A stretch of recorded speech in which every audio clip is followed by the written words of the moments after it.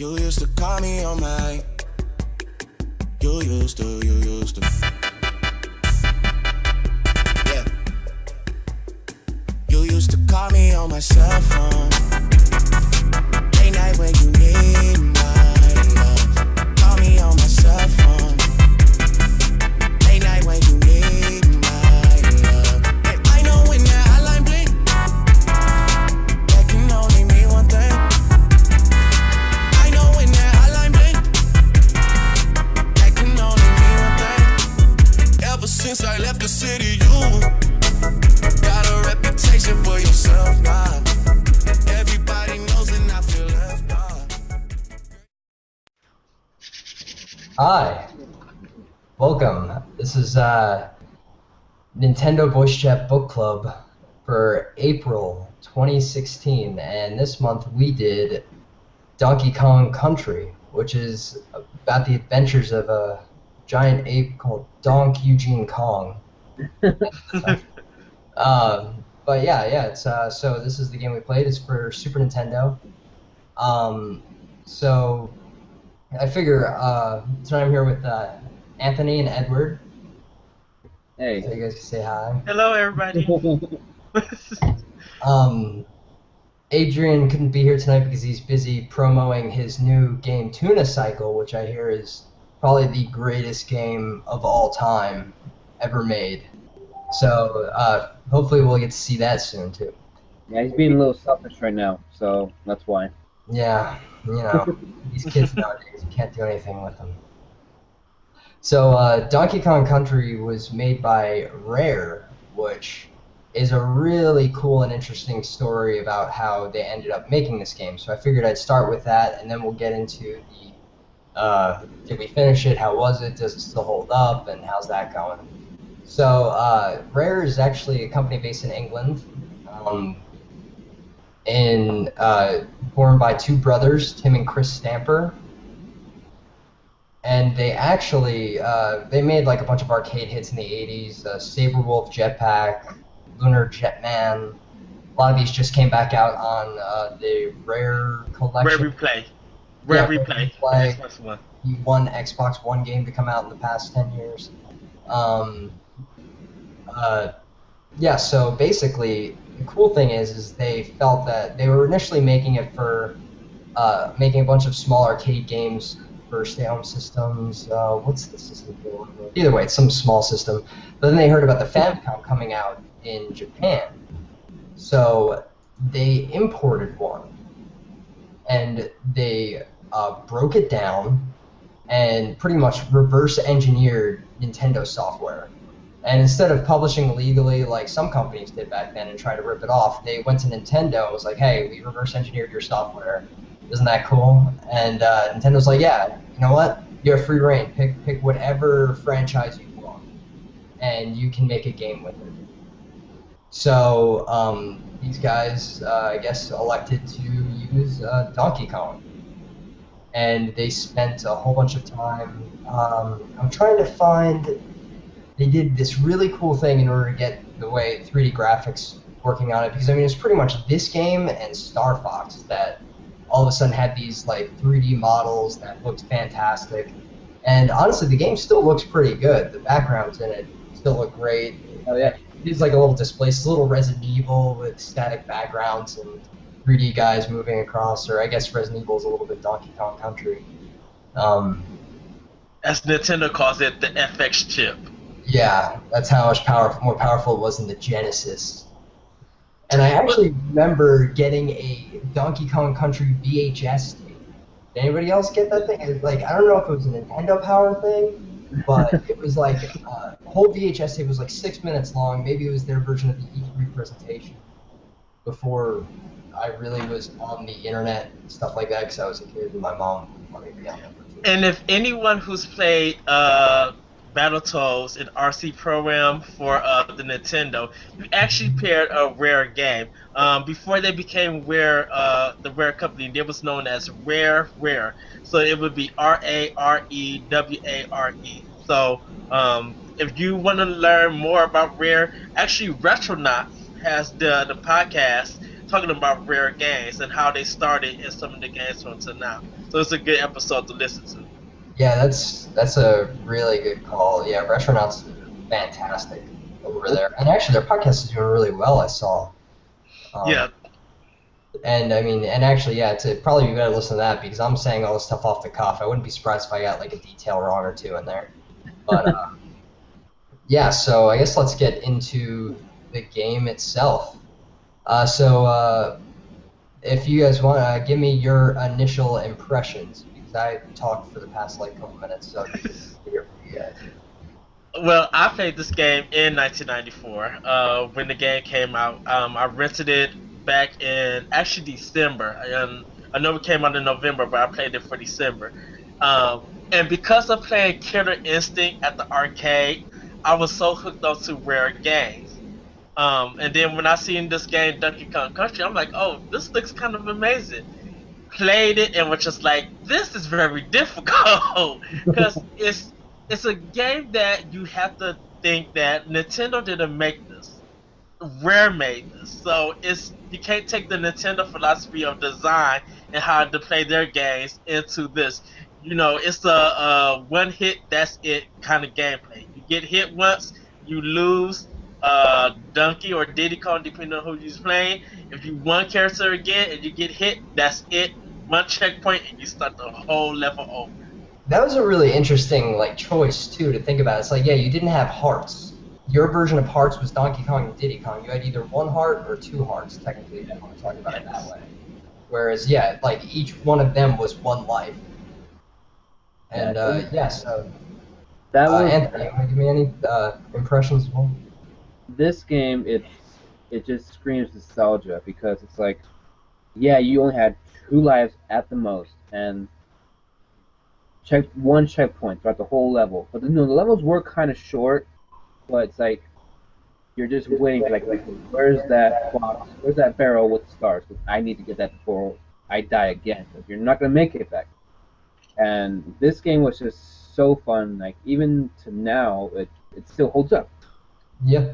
You can beat it faster now since we're adults, but I remember it was so hard back then when it first came out. 'Cause I got it before this, and I remember getting blisters on my fingers from holding Y and jump, Y and jump, Y and jump, because you had to hold and run there, that. It was so fun, and this game's just so awesome. That's all I gotta say. Yeah, I mean, and that's the interesting thing too is they made it hard, but they also still balanced it for like a younger audience because they just handed out free lives constantly in that game. Like you always have an option in every single level to get at least 2, if not 3, free lives along the way. So you die, and I mean, I've gotten a couple game overs playing it now, just because I'm careless and I'm like, okay, let me run through this. You feel like you know, and you make a dumb mistake and you die. But then you get like 5 or 10 free lives along the way. So it was a nice way to balance that too. So they did like a lot of small, clever things like that. And the no hearts, like one hit kills, but you can have 2 characters, and we're just gonna give you a bunch of free lives. It's Like- just as easy to get the hearts as it is to lose them because, like I said, you only got those 2 lives and that's it. Like once you hear that pop in the balloon, you know you're like fuck, I gotta. Well, the game really tests your skill and precision. So it's you have to really time your jumps very well. And if you don't time it at the right time, you're dead. You're gonna lose a life. You're gonna get hit. You gotta keep good memorization throughout the whole thing. Cause it feels like you want to speed run through the whole thing. Like the level design is kind of speed run. But they throw in so much challenge that if you mess up, if you don't have a good flow with it, you will have to do everything all over. Like the secrets are there, but it's just like it gives you a feeling that I wish this level was over because I keep dying at this part 17 times. Oh, now I got to start over from the same point, and like there's so much in it, that it tests, and it's fun. It's a fun game. Don't get me wrong. It's really fun, but you have to be dedicated and you have to stay with it. Yeah, and I mean they do some what I call platforming garbage nowadays, where it's like they're kind of like Say that. It's so good. I know the controls are a little stiff, and like sometimes you had to be literally on the edge of like a cliff to jump to make that jump. If you want to make that jump, you had to be right at the edge.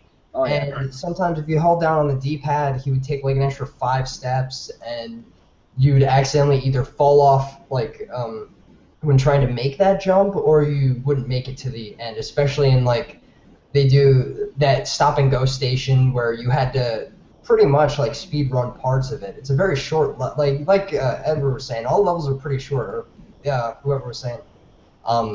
But you still like had to run through it at points, and it forced you to make those like last ditch effort jumps. And you could do little stuff like if you roll with Donkey Kong, you get a little extra speed and height. And Diddy Yeah. Kong was just faster altogether. So if you need to make something like longer, I usually switch to him if I had them both. But I didn't remember that sort of thing until I got probably halfway through the game. Then I wasn't making this jump with Donkey Kong. And I was like, oh yeah, I could probably switch by pressing select to Diddy, and then he can run and make that jump when Donkey Kong might have a little more trouble because he's a bit heavier. So subtle things like that are really clever too. Just like Rare was just on fire in those days. They could do very little wrong. They were clearly really smart guys. Yeah, if you take the minecart level, where it's one of the like kind of automatic levels, Minecart, mate. yeah, that one would test you. That one would test your jumping abilities real good. Like there's a part of it that if you don't jump at the edge of it to jump over the cart that's landed there, Yeah. you land on the cart, you die. I mean, you die. You don't die, but you lose whoever is with you. Um, and that was the thing about Donkey Kong Country is that the jumping mechanic in there was used not only for attacking but for actually kind of getting around for the level. And depending on who you jump on and how much you kind of hit the B button to actually jump high in the air, or if you landed on them, um, it would depend on where you would land at. Sometimes your jumping will not make it, and you'll actually run into the enemy and die. Yeah, and I And mean, so, the same thing with the Donkey and Diddy Kong thing was Donkey Kong would kill bigger enemies if you jumped on them, but Diddy Kong he would just kind of bounce off them. So there was like that small mechanic, like the big blue guys, like oh. yeah, But yeah, so it's like they did it. There's a lot of clever things in there, and even though it, like I said, it's frustrating. To be honest, I didn't beat the game this time around. I didn't. I kept trying, but I would get frustrated and be like, okay, I'm gonna come back to this, and I would come back and I'd make stupid mistakes. It would be my fault, but some of it, I don't know. I would get kind of frustrated and be like, okay, I'm taking a break now. And yeah, what about you guys? Did you guys end up?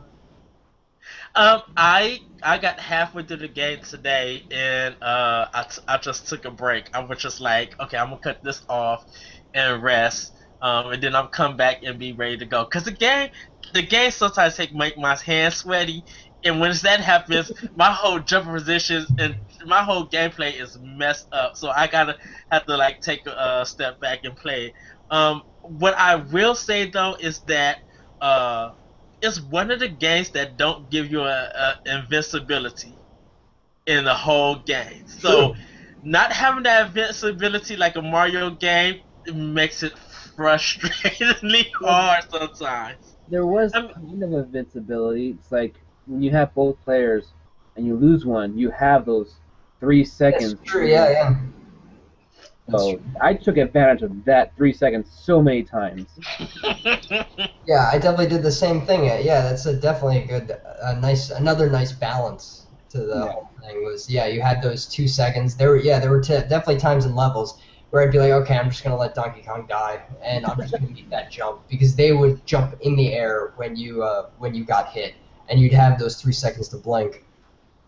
Yeah, because the only power ups that you get is the animals that's in the level, like the rhino, the frog, the shark. Like those are the only kind of power ups you really get throughout the thing. Besides getting Diddy Kong or Donkey Kong back, or getting a checkpoint. Like you really don't. I mean, you get the barrels that's empty to help you, or help you find secrets, but you really don't get no power ups in this whole game. Yeah. It's like with those animals, it was so easy to get them, especially if you found out the secret barrels. You just match the three or do whatever. But the animal I hated the most was the frog. I hated the frog. He did nothing for me. Well, Get yeah, there's definitely a couple levels that I feel like a level made me hate the frog. I'm trying to think of what level it was. Was it It's the probably What's that? was it the when you're in the treetop one? No, it's not a treetop one. I think is it like is it like you at a tempo and you got the little mouse and the big rolling Yep, that's thing? it. Yeah, Yeah. it was the one where you're in like this old like brick temple thing and the beavers are running in the treadmills and they're going up Yeah. and down. That level is one of the things that almost made me quit the game like done. Because there's this end area. They were brutal with some of their level endings in this. Yes. Like it'd be like that last small you see the arrow. That's when you knew you're almost at the end of a level. You'd see that Yeah. red arrow, and it'd be like, okay, the exit's over here, and you would, they put a really tough or annoying crap, and it got to me. I'd be like, God damn it! And then That you have to that start at the midpoint. yeah, that dang bird and he's throwing coconuts on three sides, and you need to jump Yeah. on him to So- get further on, and you can't. I'm just like, you punk. Those bastards.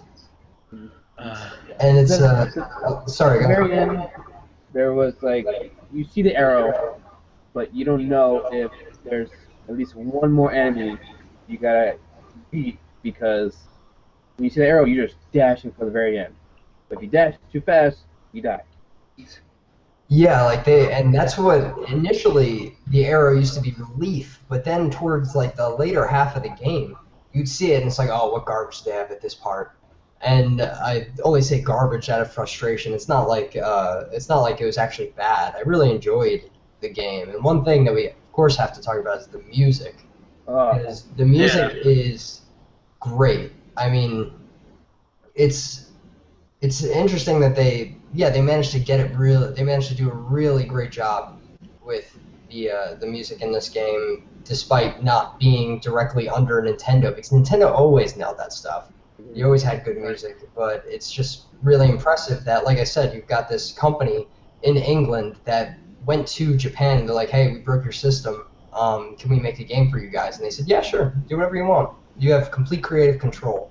And you don't see Nintendo do that often. I guess like they're like what Platinum is in the modern day. I don't even know what to compare them to now. They did it most recently with Platinum with Bayonetta 2. Yeah, Hey, like you you guys want made to make a good game, just do it. And I like how they're doing it nowadays. It's just letting the companies do what they do best. Because Microsoft or Sony, they had to have at least some say in it. They're like, oh, we don't like that. No, but Nintendo was like, we have full faith in you. Do what you got, and go ahead. And it's 90% of the time, it's a badass game. Heck, they even did that to Shovel Knight with the amiibo. Nintendo's like, oh, you want to make an amiibo of Shovel Knight? Go right ahead. But Which that's is, oh yeah, go ahead. oh no, that was it. Oh, it's really interesting because Nintendo is definitely a company, especially when it came to games, for being like too controlling. Like it had to be on a cartridge. It had to be this. You can't use our franchises. Yeah. But Rare, where it was one of the rare times where Nintendo was like, yeah, do whatever. And you're right, they did the same thing with Yacht Club games. That's what I was trying to think of who they were. It's like, yeah, you guys can make a great game that like encompasses what we like, a genre that we essentially created. So yeah, you guys can make an amiibo. Go ahead. And then they just went and let them do it, which is absolutely crazy and awesome. And it's interesting that they don't do it often. So when they do actually let these companies get full creative control, you can tell that they are somebody special. Right. Yeah. And if Nintendo has anything to say, they gonna go over there and like say and point out some flaws and be like, okay, this is how you can make it better, and give them some ideas. That's what I like when Nintendo does stuff like that with a lot of companies. But I mean, then you have the opposite side of where people are saying that the issue with Star Fox Zero is because Miyamoto went into Platinum and was like, hey, you guys need to have, I want you to use the gamepad here, and let's do this, this, this. So it's like there's definitely examples of both, and it's kind of, yeah, it's just interesting that they pulled it off. And I was also trying to think, like, they never really, the Donkey Kong 2 and 3 had, like, small twists, or Donkey Kong Country 2 and 3 had small twists, but they never really, like, I feel like this game is probably the game. I mean, Tropical Freeze is a really good Donkey Kong Country game. But I think that's the first time that they nailed it since then, because they sure as hell didn't nail it Donkey Kong 64, despite that. I mean, the only thing good about that was the dope rap song at the beginning of it. We don't talk about that game, okay? The game is I got that game for Christmas, and I played that almost every day. I didn't get a chance to finish it, and I wish I did, but I did own that game. I didn't finish it because it was real bad. Like, it was everything bad about the collectathon genre of, like, you've got your, like, Super Mario 64, Banjo-Kazooie, and they just, like, went all in on that with Donkey Kong 64 in the worst way possible. But you know what? In platforming games during that N64 time, and even PlayStation 1 time, that was the thing, collectathons. If you look at Spiral, if you look at Crash Bandicoot, Croc, Punky Skunk, all these games that came out for PlayStation that was platforming games, it was a whole bunch of collectathons. Heck, Actually, yeah, speaking of, I was trying to think, I like the idea in this game of you collect KONG, you get an extra life, which is one of the examples of, like, the lives they gave you. And I was trying to think, are there any other examples? Like, was this the first game to do the collect 4 and get a prize? Like, if you complete a set, you get a bonus. No, Super Mario World. No, Super Mario World. When you collect the 5 Yoshi coins, you get yeah. That's true. Yeah, that's what. In this game, you had to collect them in order. So it's like, if you miss a K or a letter, you're like, damn it, I had to go back all the way to try to find it. Yeah. And Yoshi ones, they're pretty easy to find. Oh, you know, actually, I could go further than that. There's a game called Karnov that's by Data East. They did it for the arcade and for the Nintendo, where you had to collect the letters to get like an extra life or power up. Was that pre-Super Mario World? Yeah. Okay. That was during the NES days, like arcade and NES. Interesting. Yeah, because I was trying to think of, like, what other games did the collect a set, you get a bonus. I mean, I kind of wish that there was a little more to it, like you got something else, but it's also, like I said, it's early days at this point. Like, in Tropical Freeze, if you get everything at a level, you unlock bonus art, little figurines and stuff like that, and I thought that was really cool because it gave you something more worth your while than a free life, because you'd be like, oh, I got KONG free life, I got dozens of free lives, it doesn't even matter. Like, it's just an extra little thing for people that have that itch to just get every single thing that they need on the way. Which sometimes I am that person, but not this. That's me too. This game would suck for people who have OCD because they have to get every little thing. And that's how I felt. Because if I miss, especially in like the mining one with the tracks, yeah. There's like, you make a jump, and on the next level, there's like 2 rails. You make the overjump. Oh, yeah, you overjump on top. Yeah, you miss. You can see it. It teases you. You jump too early. If you jump, or, I mean, you jump too late. You jump too early, you could have gotten that letter. Mega Man, I think Mega Man 8 or one of the X games, no, I think Mega Man X3 does that, where you have to collect these power-ups to open up this door. And if you miss the jump to get that power, you were screwed. I'm like, this. Yeah, I remember. I don't think I ever played X3. Actually, was that an X collection for GameCube? Yeah. Okay, so I definitely played it at least once. I can't believe they haven't re-released that, by the way. But I don't want to get too out of control yet.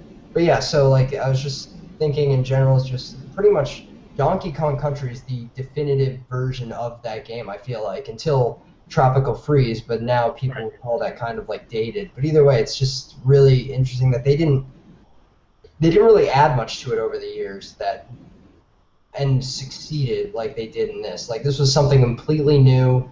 They used new graphics technology that they pushed the NES. I think it's just like this and Star Fox are like the two games that you're like, holy crap, that's on that's on a Super Nintendo. Mhm. So it's Yeah. just If, they're The, if, really if, talented. that's when it was pushing like 32 megabits. if they were to make this game now, I think like DKC would be the main game, and like Diddy's Quest and like Dixie's 2 and 3, those would be probably DLC because they didn't Yeah. really do much, like you said. Like they really just changed the characters and added some levels. And like if you think about it nowadays, like okay, how much have we changed so far to where the games are adding so much now to the primary one that they could, if nowadays they put the Dixie and what is it, Pinky Kong. There's Dixie. There's the giant baby. Yeah, I can't really Yeah. find David's name. Yeah, I can't remember his name at all. I'm trying to think. And there was I really like Funky Kong. Is pretty awesome. And there's Candy, who is was she only in this one? No, she's been on this. Okay. Yeah, she's in the whole thing. Like she's kind of Skanky Kong. She's just She would save your game. She looks like a Muppet. Yeah, I mean, she invited you in her barrel. I said yes. Double entendre. I don't know what that means. And I must say this though. It art style wise, it does not hold up. I just like, oh, this is eyesore now. Like it does not look good compared to like to compare to Tropical Freeze. Like I would want a remake of this game in HD, like fix because compared to Mario 60, not Mario 64, Super Mario RPG kind of uses the same with art style. That still somewhat holds up. This looks like a Game Boy Advance game, but with Tari Link's filter over it. Like it looks muddy and it does not look good art wise. I mean, it's definitely you could definitely tell that there are these static backgrounds. Like the trees are there, they don't move. It's just literally an overlay of a non-moving background and just like 3D character sprites on top, which is impressive for the time. I don't think it looked bad. But I also didn't play it on a big screen TV. I played it on 3DS. So that's like, I don't know. Like you can activate pixel perfect mode on 3DS and you're good. But like I said, on a big screen TV, you could probably be right. It might look garbage on that because I haven't played it on a big screen. Yeah, I played it. I mean, compared to when I played it for the 94, compared to now, I look at it and just be like, oh my goodness, this art style just doesn't hold up. Cause like even when you're swimming, like you could see the difference of Donkey Kong and Diddy Kong in the water. Like it looks like they're just laying over the water that's going on. It's just like, no. Like for some unknown reason, like Clay Fighter looks better than this game. Really? It's like crazy. Yes. I don't know. Anthony, what'd you play it on? I played it on. Well, I was gonna originally play it on my Wii, well, the Wii U, but the Wii mode. Yeah. But then I'm like, it's $1.50 just to upgrade, so I might as well.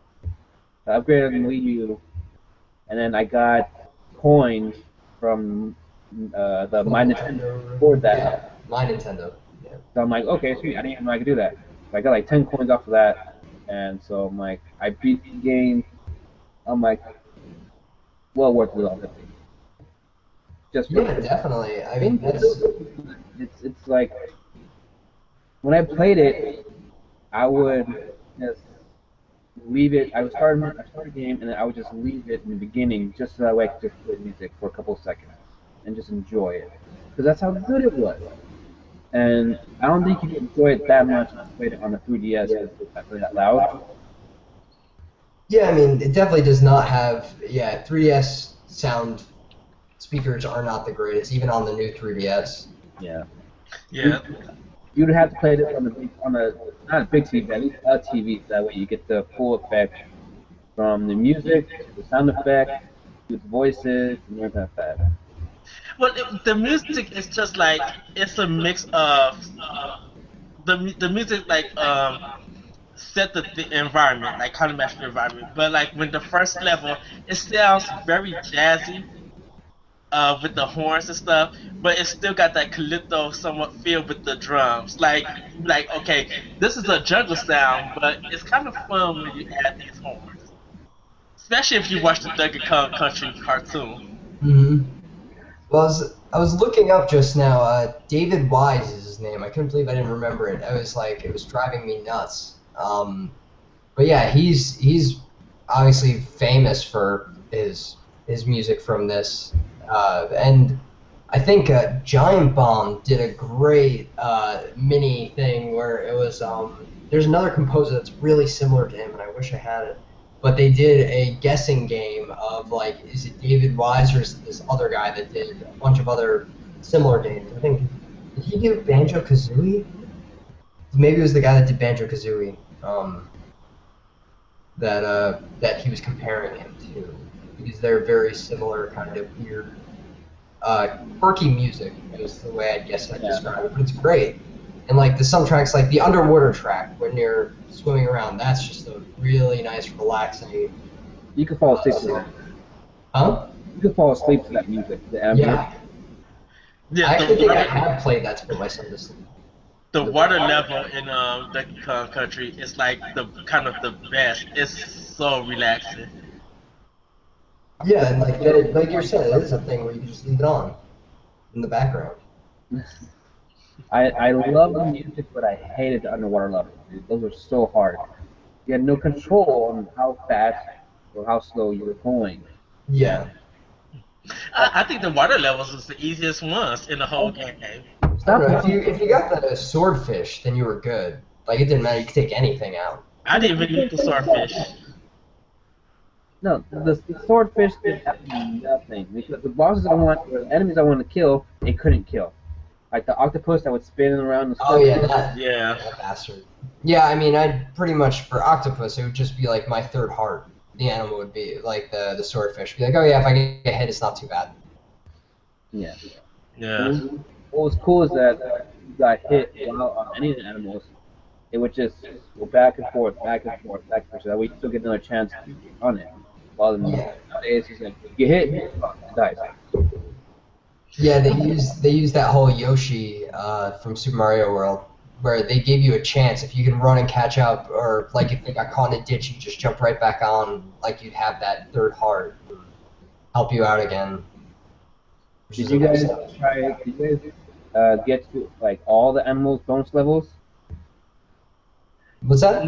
You guys get to like all the animal bonus levels to where like you collect 3 of the animal icons with their bonus level. Oh yeah, those things. Yeah, those. That was another way to get nice free lives. Yeah. Not this playthrough. I did it. You I didn't- sorry, go. Oh, I just said not this playthrough. I did it. I was just trying to get through the levels like real quick. And then I would probably go back and then try to look for everything and then beat it that way. That was probably like the easiest way to get 3 to 4 lives easy, Yep. and every Yeah. time. That's definitely. I was gonna say that's what I did when I would get stuck on a level because I was just being stupid or impatient. Every time you die, you can get if you knew where one of those icons was, then you can go back and get that same one again and again and again. So Yeah. every 3 times I Yeah. died, if I was stuck somewhere, I'd get 3, and then you'd be able to get 3 or 4 lives. I think the max I ever got was 3 from one of those bonus levels. I got I'm four getting around levels 300. and I was so lucky that then. Yeah, it's usually about 3 of them. I don't know. It's the one I got the most was the fish, and Hmm. swordfish you can find those hidden rooms as well, which can be even more. I don't know if you guys found those or not. Yeah, there's definitely a couple, like there's hidden rooms in those bonus levels, which is a nice touch. Like you can, especially with the fish, you can swim through certain walls, Yeah. and it Yeah. would even tell you like it would be numbered by the collectible mini fish. Be like, this is room number 2, Yeah. and so you knew that there was more out there, which was a nice little touch. So that was kind of cool. But yeah, if you got 4 free lives from those, you had to have a hell of a run because the most I got was 3. That's like, Did you guys check like when you come out the cave when you start the level? Did you ever go back and see if there's any secrets and stuff? yeah, definitely. Like if I knew that I missed something, I would go back. I didn't do it. I did it maybe once or twice with this one because if it was a level that I got stuck on for a little while, I'd just be like, nope, screw that level. I'm just gonna keep pushing. Yeah. Okay. If I went past it and like I hit like the checkpoint or I beat it, I'm like, no, screw it. I'm ready to close. I'm not gonna risk it. Yeah, especially like technically it's easier on Virtual Console, but I think Candy's save points, like your game didn't save unless if you went there, right? Yeah. Like Yeah. so like on the Super Nintendo version, you had to get to the Candy save point before you shut that thing off, or else you screwed, you lose your info. But the nice thing about Virtual Console is you could just kind of exit it out, it'll save, and then be like, oh, resume right back in there. I think I've only done it like twice, just because there's like no way I'm gonna reach Candy in this many lives. Yeah. And I was like, because right when I hit the snow level, that's where it became so hard to do it. I'm like, I cannot be cocky. I gotta be patient. And that I've died so many times on the goddamn snow levels. I think there's one guy in the book club. I'm sorry, I can't remember his name, but he was saying that he really didn't die that much till the end when fighting King K. Rool. It's like, damn, you have to be pretty good. Like your platform game has to be on point if you're that good. Because I sure as hell I got game over after game over after game over, and it's Yeah, that's why that's why your jumping it gotta be precise. You got to be ready to time stuff and go, cause those bees going up and down, getting in your way. cheap Screw it. garbage. Yeah. I didn't have much trouble with these. I think the hardest level I had was when, well, you guys didn't finish the game, right? Yeah, no, like I said, I could not get it done in time. I got up to the forest this time. I mean, I beat it originally, and it took me forever. I remember when I was younger, and I beat that game because it was just such like a proud moment because it was tough. Because the Super Nintendo, like I had a Nintendo, but Super Nintendo was the first time where I got really into the games that I had, like dove deep. Well, there's like this one level before King K. Rool, is to where you're in the caves and you have to hit the lights with the light barrel, turn on the lights, and if you don't turn it on quick enough, they turn off. But the thing is, though, while you're trying to like speedrun through that level, the enemies jump the same time you jump. So you literally have to jump before them. That way, when they get down, hit them. So it's all precise timing on that level, and that's probably around 20 times easy on that one. I was just getting so frustrated, and once I beat it, I literally put the controller down. I cried for a couple seconds. Yeah, I was gonna say you put your controller down and then you snapped it in half and said No. never again. Nah. Like once I unlocked Funky Kong and I haven't got to Candy thing, and after I beat the level, I would go to I'll be like, I'm going to go play. I'm flying somewhere to Candy to save where I'm at, and then I'll finish and work on the game some more. Yeah, I'm not about to do all of that craziness. that's a clever little thing to do too. Yeah, if you get Funky Kong fly to a previous level, go to that candy. That was a nice little like thing where they didn't make it obvious, but they had that option in there. It's like, oh yeah, I could take Funky Kong, fly back this level, go to Candy, and then go to that world's Funky Kong, and then fly back to wherever I'm at now. So they had a nice. It's just like another balance thing. Another thing we didn't talk about, which is really cool. Speaking of intro raps, Donkey Kong 64. Even this one had a nice little intro of like, hey, you got old Cranky Kong in his chair, rocking, listening to the gramophone, and then next thing you know, you got Donkey Kong coming in there young and hip, and just knocking him out with the boombox, and then doing that whole That 90s was R&B. yeah, that's 90s. That was so 90s. They always thought that that was cool, and it's just be like, Yeah, I don't think I ever did the boombox on my shoulder. And then you had Diddy Kong come out dancing and then put his hat backwards. He thought he was cool. Like, Yeah, but it was weird that they added that, and that's more of an 80s thing than a 90s thing. that's true. Yeah, I guess that's true. I mean, it's like I mean, it was just to like show that they were kind of hip. It's not. This is not your grandfather's Super Nintendo Donkey. Or, I mean, not. This is not your grandfather's arcade or Nintendo Donkey Kong. This is the new Donkey Kong. And Yeah. yeah, it's a completely new platformer. It's not just running to save the princess from Mad Monkey throwing barrels. I think they were just trying to copy Limp Bizkit. That's all it really was. What's that? I think they're just trying to copy Limp Bizkit with the backwards hat. Yeah. And actually, speaking of, I got a Diddy Kong amiibo. His hat brim is some serious length on that. That's like more than a golf cap. You get the special ed from Diddy Kong. Yeah, that's a hell of a. And it's got the pee stand from No, that's Link's pee crap stand. stand. Crap Actually, stand. the pee stand, it actually looks like he's peeing, leg up and everything. You're ruining him for us. At least Donkey Kong, at least this stand isn't brown, I guess. So, Yeah, I think it's brown and bad. if it was brown, that would not be good. But I also have P stand Link sitting right here as well. They've got it. Yes, Link. Speaking of amiibos, did you guys hear about the Splatoon? Yeah, I'm definitely getting me some Callie and Marie amiibos. I don't think I'm getting the new colored Splatoon stuff. Yeah, no. But the Callie and Marie amiibos, I gotta get them. But what they do though. I'll let you know when I get them at my job. I'll try to take a picture and show you guys. Be like, Yeah. this is what we got. And then we're all gonna be mad, and then we're all gonna try to find you, and everything like that. It's not gonna be good. I don't know. Nintendo's amiibo game's been pretty strong lately. They've been making once they realized that they were actually making money. They're like, okay, we can up production and let's get more out there. So they've been a lot better. Yeah.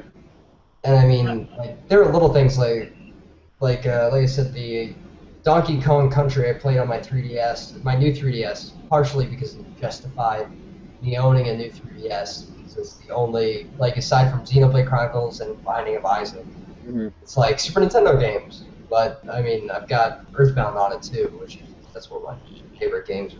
You should go back and watch that if you haven't. By the way, really good conversation. That's a discussion for the ages. Yeah.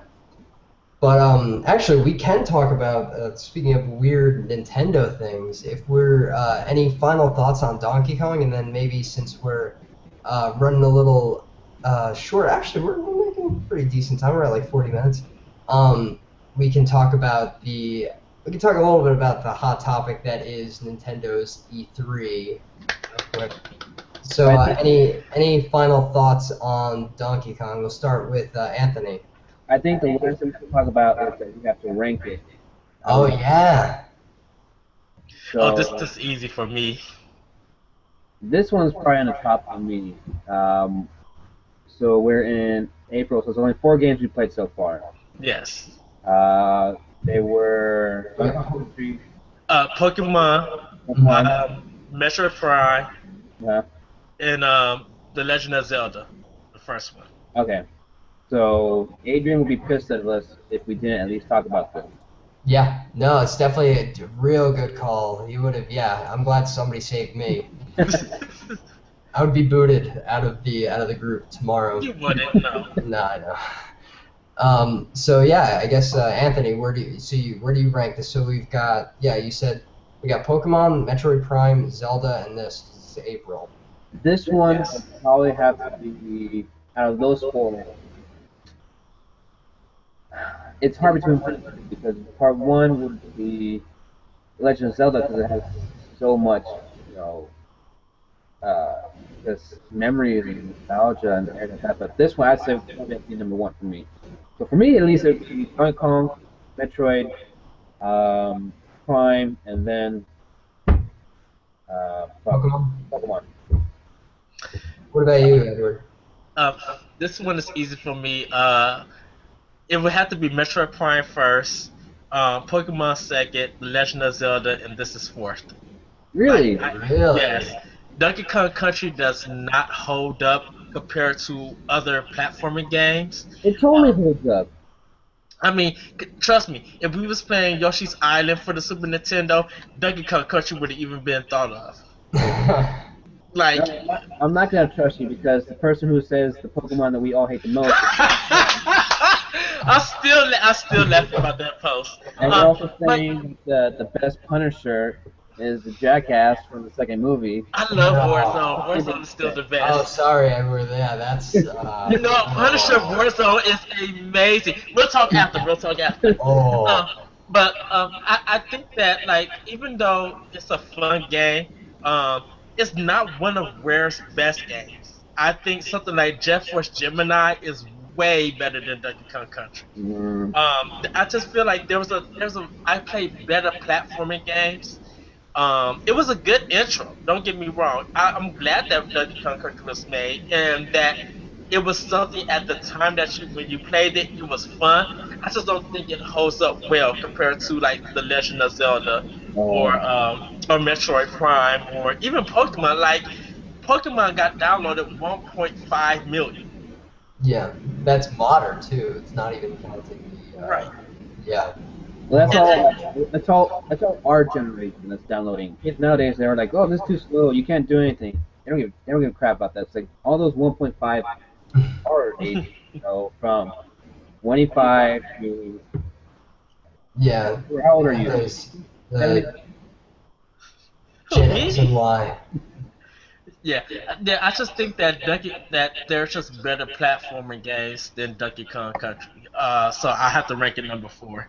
That's fair. I mean, I'm letting you know this right now. You're gonna get so much hate from the group, dude. Especially Adrian and Johnny. well, what's crazy is I completely agree that the Punisher thing is crazy. But out of the 4 so far this month, Donkey Kong's actually 4th for me too. Oh my! I know. I know. That's why I wasn't arguing too much. I was like, I can't. Yep. I can't stand this. I need to drink more. Well, the ranking now stands at Pokemon is first, Metroid Prime is second, I think. The Legend of Zelda is third, and then Donkey Kong Country is fourth. I like Zelda's number 1 for me, easy. Like it's such an important game, such a huge open. It's an open world exploration game. I was really upset I couldn't make that. To make that NVC book club chat. I would have loved to have been there. I played it in Japanese with help of Clyde Mandelin's Legend of Localization book. I need to find that and I need to buy it. Fangamer.com. I think it's like 25. It's less than 30. It's good. It's real good. I need to order that. Full color booklet. Got a Zelda timeline thing, insert on it, which is pretty sweet. What? And like I said, yeah, the book is full color with really cool small stories about how they made the game and the regions that they used and stuff like that, the exploration side of it. And it actually came with this real quick. See, now you're gonna have to make me bust out my. We're digressing a bit.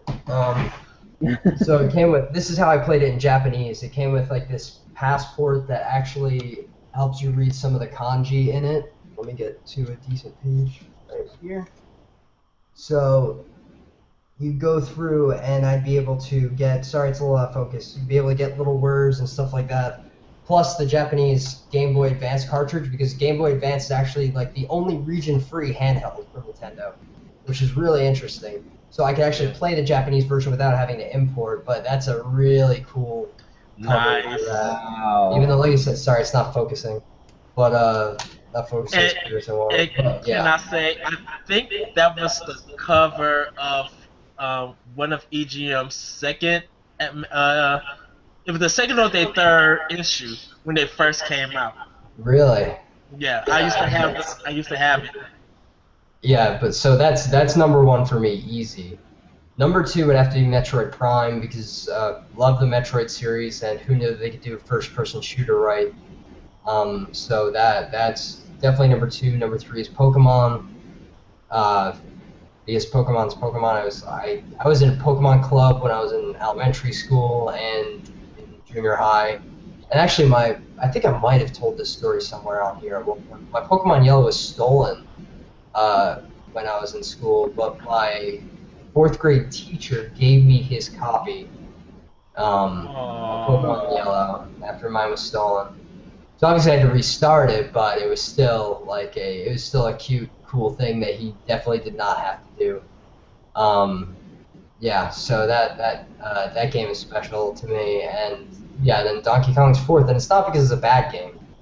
It's just because the other games are really good. Like Donkey Kong Country is a really important game, especially for the Super Nintendo. Like it's a graphics benchmark at the time, and it was like one of the first times that Nintendo gave a company, especially a company outside of Japan, that was like, yeah, you guys can do whatever. Pick a franchise. Like they could have picked Metroid, they could have picked Zelda, and who knows like what would have happened from there. I'm so glad Rare didn't touch Metroid. Oh, that's a franchise I'm glad Rare never touched. Well, neither is Nintendo, right? Um, Actually, you know what? I could respect. I love the fact that Tecmo touched Metroid with other M, because like I keep saying that it taught Tecmo how to really make a better action game than Ninja Gaiden did. Yeah, I Like, mean, Other M did some stuff right. I mean, nobody complained too much about the gameplay in Other M. They just complained about the story and yeah, basically Samus being uh, uh, held back by the way she was written in that. I think that's really the only issue that a lot of people yeah, have here. But yeah, so I guess we don't want to go too crazy, but I guess we could take like another 15 minutes or so and give your opinion on the craziness that has been Nintendo over the past week and a half. So yeah, either of you wants to start, and I could finish up after. Yeah, we'll each talk a little bit. I must say I'm hyped for E3 with Nintendo. I think a lot of people are making it seem that, oh, they're only showing Zelda and complaining about that. I'm just like, you guys got to realize that Nintendo got a lot of stuff planned and they don't want to reveal it. It's only May now. I mean, we still have a month and a half. What my concern is more Sony and Microsoft on what they're going to show in half of the end of the year, because I know Sony's going to show PlayStation VR half of the conference. Do we really want to see that? And like Microsoft, they have to make sure that they show gameplay, because if both of those companies keep showing just trailers, it doesn't matter what game is coming out. It's just a bunch of trailers with no kind of gameplay. Yeah. So I'm excited to see what they're going to show for E3. I'm glad they're holding off on the NX, because I believe that they're getting stuff ready to do it proper. I'd rather have a proper release and showcase of the NX than have it at E3. Yeah. You know. What about you, Anthony? Um, with this, it's very interesting. I'm pretty sure everybody expected it to happen, but there's no way it was going to come out this year. And with the whole delays and announcing in time and everything like that, like when everybody was EMSing over the group and everything like that, over the NVC group, oh, why is it doing this? Oh, they're going to fail. I'm like, no, everybody saw this coming. They haven't said anything throughout the whole year ever since last E3, and it's like, why? That's why I was being quiet. I didn't say anything. I was like, if I agree with your statement, I like.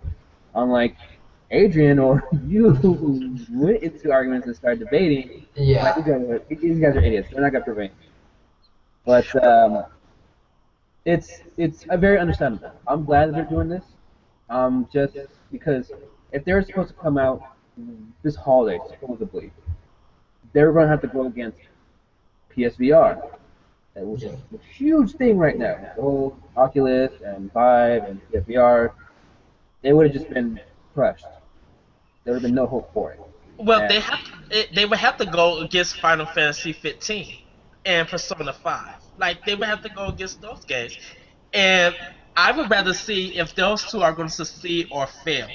Because if they both fail, then Nintendo missed the opportunity of having Zelda U out for the holiday. yeah, If they both succeed, I'm glad that Zelda U got moved to March. yeah, That's how I see it.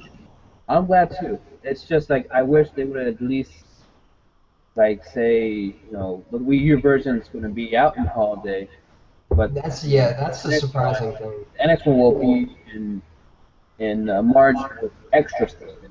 So that's why it gives at least some people hope that they're making progress and that they're doing something with it because they've only released less than 20 seconds of anything about it. And it's just everybody's losing faith in them right now. The whole how much they're worth, the not the stock, the sharings went down Yeah, 61%. their stock shares went down. I think 8% on one day. But yeah, I mean, They lowered their sharing in the Seattle Mariners, which they've had since the 80s. yeah, And Yeah. it just all happened within 1 or 2 days, which is why everybody was freaking out. And it's just like, why why is everybody so shocked? yeah. I mean, Every it's tough. A lot of people they don't have. I think a lot of people's issues, which is something I'm not worried about yet, where it's like everybody's like, what are we going to play on our Nintendo consoles? That's what they want to know. And as far as so they said in their press thing that there's not going to be any NX stuff, which if it's not coming out till March, then that makes sense that they're not going to talk about it yet because yeah, they want to make sure that they have their launch lineup nailed down. They want to make sure that the branding is on point because branding is massively important as they learned from naming a console the Wii U. It's And smart to release that during tax return season. yeah, but I think like people, the biggest thing that people are worried about, or at least that I would be worried about, but I'm not worried yet, is yeah, what are we gonna play this year on Wii U? Why do I want a Wii U? And even like 3DS, but I feel like we can't judge them until after E3. They always keep stuff close to the chest. And I Yeah, think at E3 they said Zelda's gonna be the only playable game there, not the only game there. yeah. Right. So they're going to show that. I'm hoping that they're going to drop some bombshells, but I think that it's the type of thing where we can't judge until E3. But what Once are their we gonna E3 play on press the conference on? happens. My thing is, what we gonna play on the other consoles? What we gonna play on PlayStation 4? What we gonna play on Microsoft?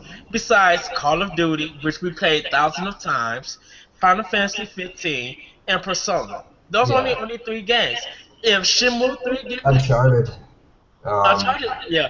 What I about mean, the Shenmue? thing is that like even though Sony's first parties are haven't really released that much, they still have third party support, which Nintendo has indie support, which is fantastic. But Right. The the Humble Bundle deal. yeah, but people are still wondering. It's like, what can they get that's new on a Nintendo console? That I don't think like first party, since Nintendo has such little first party support, they're more concerned about what are they going to play on their console compared to the other stuff because even Sony's not concerned about their first party stuff, even though they basically haven't released anything first party in a while, because they know that they'll have your Dark Souls, your Street Fighters, your Uncharted's, like stuff like that. They know that they're going to get these big titles, and it's going to sell for their system because this generation everybody has a PS4. I mean, like a lot of people do. Like it's one of the best-selling consoles ever. So I mean, I have one, but I haven't touched it in months. I think I could have known to buy some of the Golden Week sales and haven't touched it after that. Well, the thing for me is that I'm not concerned what I'm going to play for the holiday. Like, I just want Nintendo just continue to release games so I can have fun with and really dedicate some time. And it's not about what I'm going to play for this holiday season. My thing is that am I going to have fun with what I purchase? Like Paper Mario Color Splash, I cannot wait for that game to come out because I'm already gonna have Dragon Quest 7 and Dragon Quest 8. That's gonna take me a whole bunch of I'm time. getting both of those. I'm a huge Dragon Quest person. I'm trying to get a Dragon Quest game on for the book club one of these times. I'm gonna Yeah, get it. I'm gonna get it again. and my thing with with Sony and Microsoft is just like, what are you guys gonna offer me to keep purchasing games for your system? I'm more concerned about the other two than I am for Nintendo. See that's interesting. I mean, like I'm not concerned about Nintendo at all. Even if like I said, they're getting into mobile, they're releasing a Fire Emblem and an Animal Crossing game on mobile, and Hmm. mobile is like they're.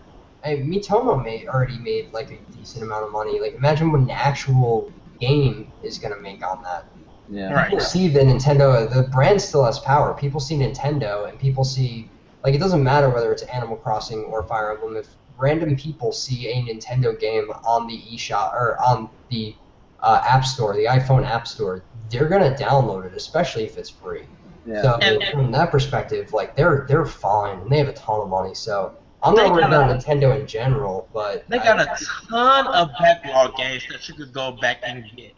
If you yeah, have not played Bayonetta 2, if you haven't played Pikmin 3, Super Mario 3D World, like there's stuff that you could yeah. go back and pick. You still got Mario Maker levels still coming out. Like Baby there's Metal just got added to Mario Maker, and I like Baby Metal, so I already got him. I mean, so you got a lot of stuff to fill your holiday. It's not the new thing. It's just that if there's games that you're missing, it's time for you to go get them and play them. Yeah, I Random. completely agree. Like my backlog is huge enough. I'm actually like, yeah, I get relieved more than anything with like the fact that it's like, oh, Nintendo's game doesn't have a game coming out for a couple months. That's good, so I can finally go back and play this. Or like I'm playing Star Fox Zero right now, which I'm having a great time with. But like they after this, like I'm probably gonna buy Fire Emblem, Sharp, FE, Shin Megami Oh, Tensei, Tokyo oh, Mirage Sessions, yes. Dance Oh, Gem, yes. Games I cannot Against. wait for that. I cannot Okay, wait for Tokyo. because like you were saying, Yes. like it's got like it's got a Shin Megami Tensei vibe, and everybody is afraid. Kind of like you were saying before, everybody's afraid of Persona. Like everybody, nobody wants to really see him same week as Persona.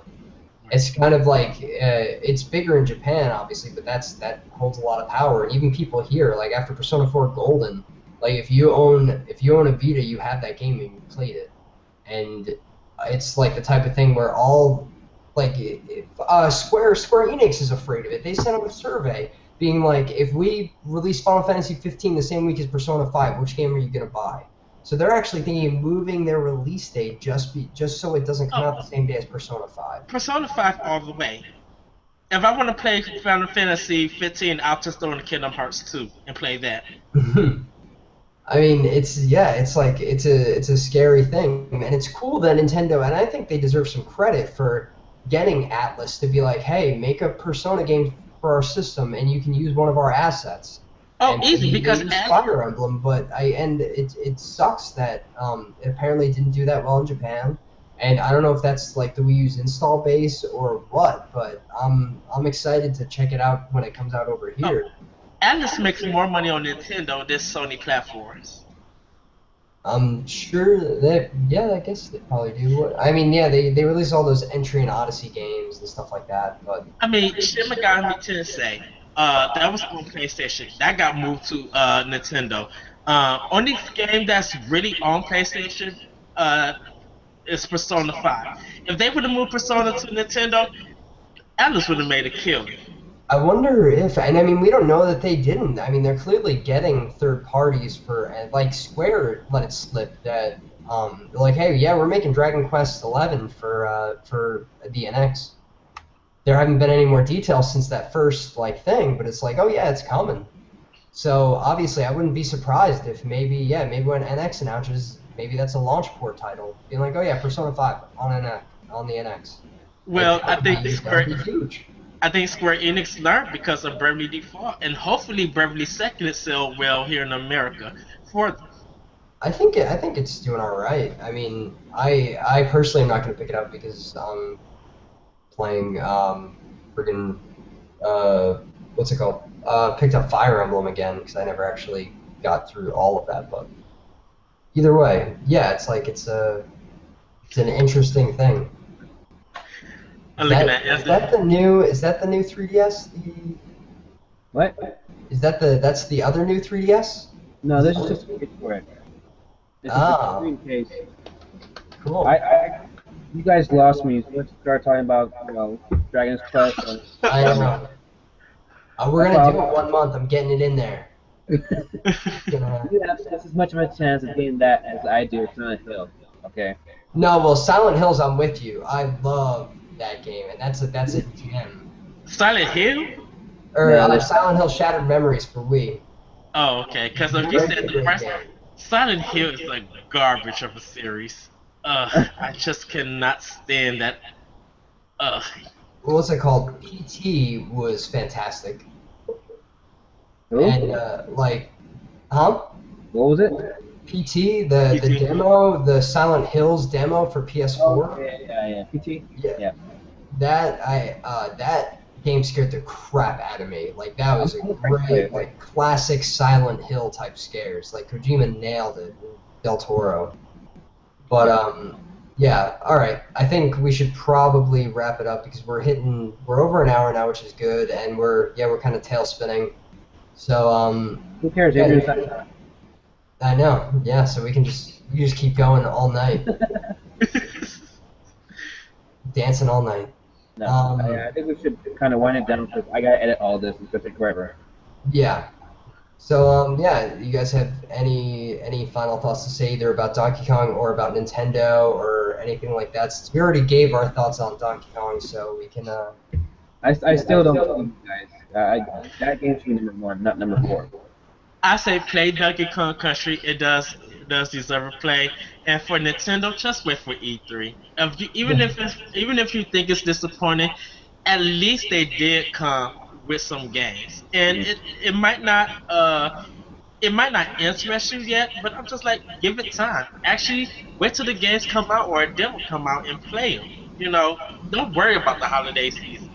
There's games coming out that everybody can play. Zelda U, I would rather they get everything for that game right before it's released. Because if you want an open world, if you been complaining and said that you want an Elder Scroll, Oblivion, Skyward, or Skyrim open world game from Nintendo and Zelda U, that takes time. Yeah, it's definitely an interesting situation, and I think in classic internet fashion there was a bit of an overreaction. I think Nintendo's Yeah. There's definitely we'll see what happens at E3. There's got to be stuff to play. Mother 3's coming out, right? And yeah, so we'll see what happens. But yeah, thanks for joining us, and hopefully we didn't burn the garbage fire that is this episode too much. Yeah. And yeah, I'm just happy that we're going to be playing Yoshi next month. Yoshi won. Yeah, that's it. You're on point with the other Yoshi just won. Yoshi just won today, so Yoshi's Woolly World will be all next month. I'm happy because it's one of the newer games. We've been playing a lot of older games the past couple months, so I know a lot of people are happy with this one. And it's beautiful. Oh my goodness, Yoshi's Woolly World is so beautiful.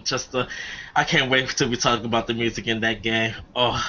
Yeah, Yoshi's Woolly World is fantastic. It's definitely really good. And you brought up a great point, Anthony. That we play a lot of older games, but we haven't really touched too many newer games. Like, what was the last newer game we played? Metroid Prime, I guess. Metroid Prime, yeah. Prime and Bayonetta, but we do a lot of older games, so it's always good when we sneak like a newer game in there, especially, like you said, they really nailed the look of Yoshi's Woolly World, and even like the level design. There's some really clever things in there that I can't wait. I played it, but I haven't beaten it, so I'm looking forward to. I think I'm gonna finally get through it this month. Yeah. While you guys are talking about Shingami and Giant Quest, you can just put the game on hold at GameStop. Nice. Nice. Awesome. Yeah. So all right. I think that's just about it. So yeah, we'll sign off for now, and we'll see you guys next month.